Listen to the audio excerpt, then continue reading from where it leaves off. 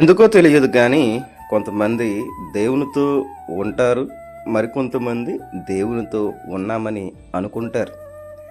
వారికి వీరికి తేడా ఏంటంటే ప్రార్థన చేయరు కానీ ప్రార్థనాపరుడనే పేరు మాత్రం కావాలి.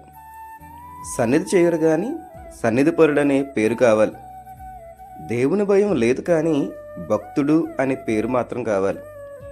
సంఘంలో పేరు కోసం ప్రాకులాడే నీకు దేవునితో ఉండే అనుభవం గురించి ఎలా తెలుస్తుంది? వాక్యంలో పొట్టువాడైన జక్కయ్య ప్రభువారి రాక గురించిన వార్త విని పొట్టువాడైనప్పటికీ చెట్టు ఎక్కి ప్రభువును ఆకర్షించాడు. భక్తి జీవితం చూపించిన జక్కయ్య జీవితం నుంచి పాపం కూడా పారిపోయింది కదా. ఈరోజు నువ్వు కూడా దేవునితో పాటు బతకాలి అంటే సంఘములో ప్రత్యేకత కాదు, దేవునిలో భక్తి జీవితం కావాలి. మరి నీకు సంఘంలో పేరు మాత్రమే ఉన్నదా? భక్తి జీవితం కూడా ఉన్నదా?